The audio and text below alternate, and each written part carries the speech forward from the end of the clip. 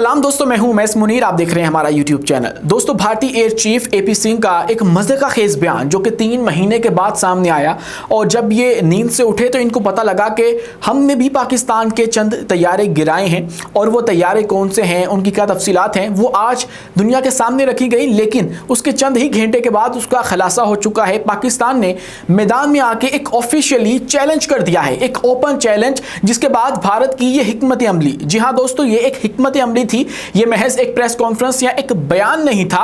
इस हिकमत अमली को भी नाकाम कर दिया गया है। वो चैलेंज कौन सा है जिसके बाद सच सामने आ चुका है, झूठ का जो पर्दा है वो चाक कर दिया गया है, और हमारे वजीर दिफा की जानिब से ये तमाम तर जो काम है वो किया गया। चंद ही घंटों के बाद इनका जो बयानिया था, इनका जो प्रोपेगेंडा था, एक नई चाल थी, वो धबरदूस हो चुकी है। क्या हुआ है आज की इस वीडियो में आपके सामने रखेंगे, और आपको ये भी बताएंगे कि इस खित्ते के अंदर जो पावर गेम है, पावर डायनामिक्स हैं, वो तब्दील हो चुकी हैं। हो ये रहा है कि बड़ी बड़ी जो दिफाई डील्स थी वो कैंसिल हो चुकी हैं, और आप यूँ कह लीजिए कि 2 अहम तरीन ममालिक के जो ताल्लुकात हैं वो बस टूटने के बिल्कुल करीब पहुंच चुके हैं। आखिरी खुदा हाफिज कहना बाकी रह चुका है, और कुछ अहम दिफाई डील्स मौखर कर दी गई हैं, अहम दौरे मौखर कर दिए गए हैं, और इस खित्ते के अंदर जो नया चौधरी है वो भी तब्दील हो चुका है। वो कौन है, इस पर भी गुफ्तगू करेंगे। लेकिन उससे पहले हमारी आपसे दस्तबस्ता गुजारिश है कि इस चैनल को लाइक कीजिए, सब्सक्राइब कीजिए और बेल आइकन को लाजमी दबा दीजिए ताकि हर नई आने वाली वीडियो आप तक बर वक्त पहुंच सके। दोस्तों, हुआ क्या?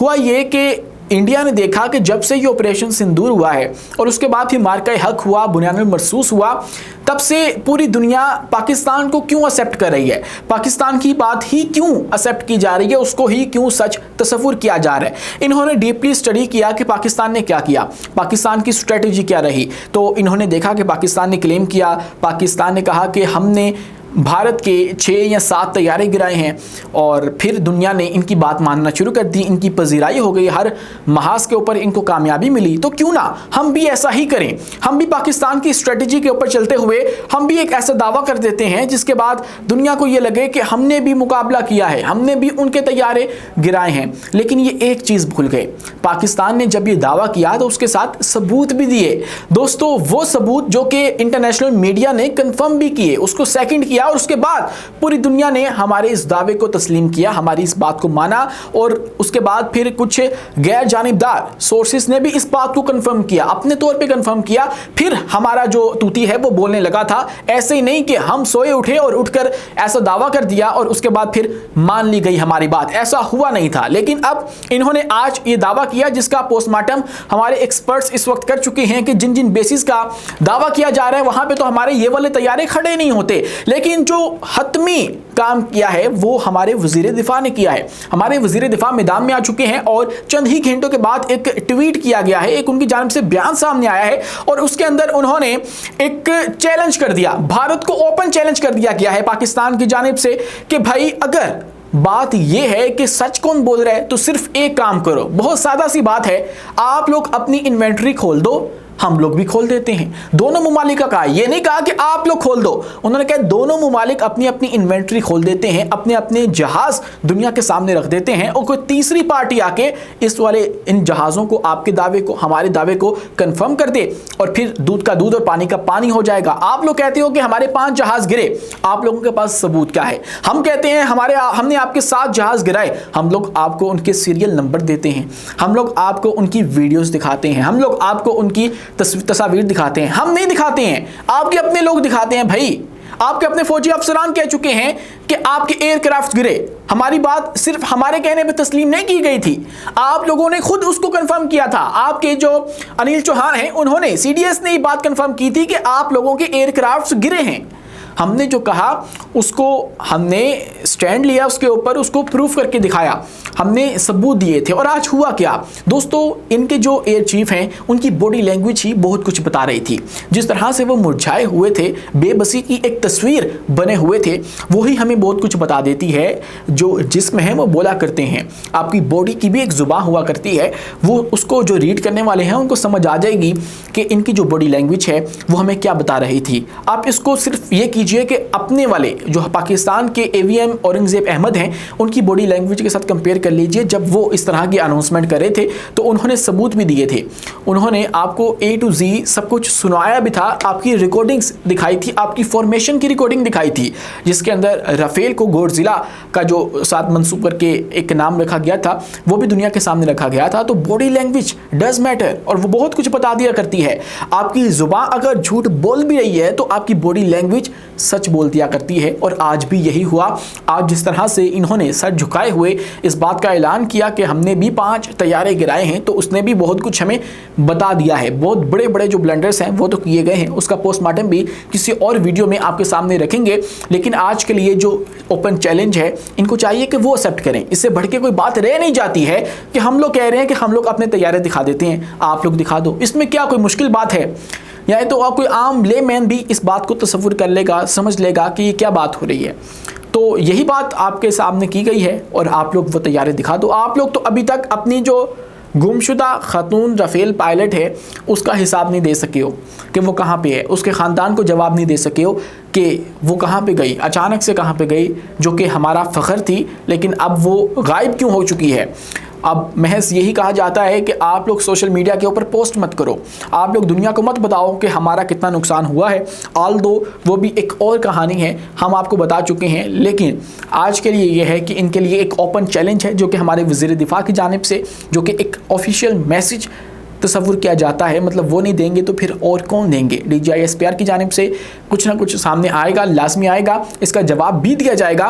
लेकिन अभी तक के लिए आपको चाहिए कि हमारा ये चैलेंज एक्सेप्ट करें। अगर आप लोग सच बोल रहे हो और हमें कह रहे हो कि हम लोग झूठ बोल रहे हैं तो please come forward and accept our challenge. तो आज के लिए ये है। और उसके साथ दोस्तों कुछ अहम तरीन डेवलपमेंट्स हो रही हैं इस खित्ते के अंदर, और वो ये हैं कि यहाँ पर जो गेम थी सारी वो तब्दील हो चुकी है और उसको तब्दील करने वाला है पाकिस्तान।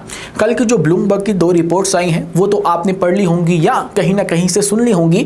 उन्होंने बहुत कुछ बता दिया और ये भी बता दिया कि कब कब जो है वो मोदी की अमेरिका से बिगड़ी और इनकी अपनी जो हिंदुत्व माइंडसेट है या इनकी अपनी जो ज़िद है उसने भारत को कितना बड़ा नुकसान करवा दिया है और अमेरिका का गैज़ो गज़ब कमा लिया है। और वो क्यों कमाया है उसके अंदर भी फील्ड मार्शल का एक किरदार आप लोगों ने सुन लिया होगा कि फील्ड मार्शल की खौफ की वजह से ये मोदी उनके सामने ना बैठ सका। और बैठता भी किस मुंह से, क्या बताता कि पहलगाम के पीछे हमारे पास क्या शवाहिद हैं कि पाकिस्तान इन्वॉल्व था।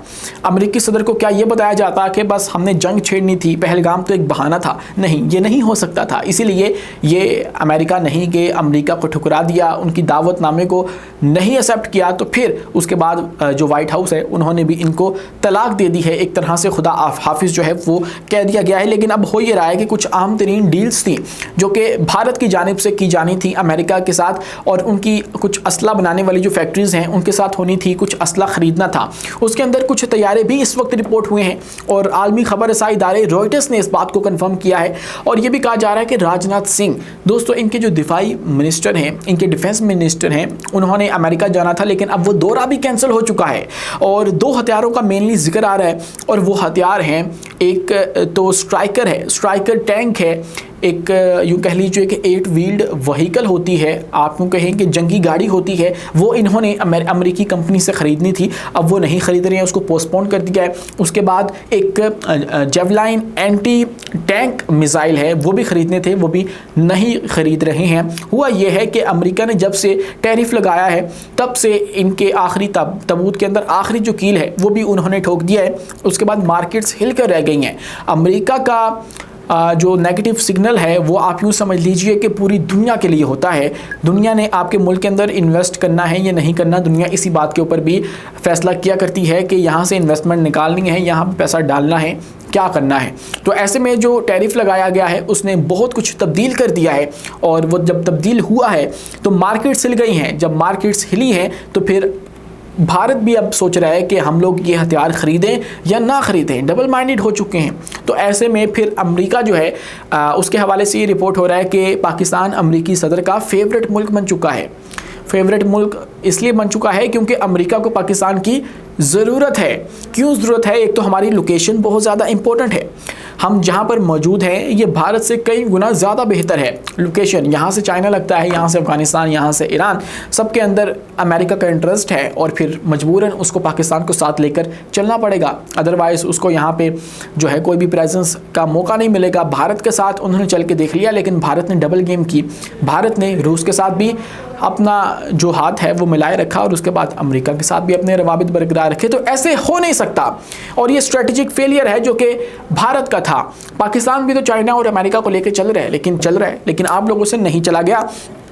तो ऐसे में इस खित्ते का एक नया चौधरी जो बन के उभरा है वो पाकिस्तान है। चंद ही ममालिक हैं जो कि इस खित्ते के अंदर ताकतवर तस्वुर किए जाते हैं, चाइना, पाकिस्तान और भारत। अब चाइना पाकिस्तान को आप दो तो कंसीडर नहीं करेंगे, जिस तरह से इनके गहरे रवाबत हैं, जिस तरह से इनकी दोस्ती है, तो अब इन दोनों ममालिक का जो आपसी ताल्लुक़ है उसकी बिना के ऊपर हम ये कह सकते हैं कि इस खित्ते का नया चौधरी जो है वो पाकिस्तान बन चुका है, अब भारत नहीं रहा। आज के लिए इतना ही। अपने मेज़बान उमैस मुनीर को दीजिए इजाज़त। मिलते हैं अगली वीडियो में किसी नई मालूमात के साथ। शुक्रिया, अल्लाह हाफिज़।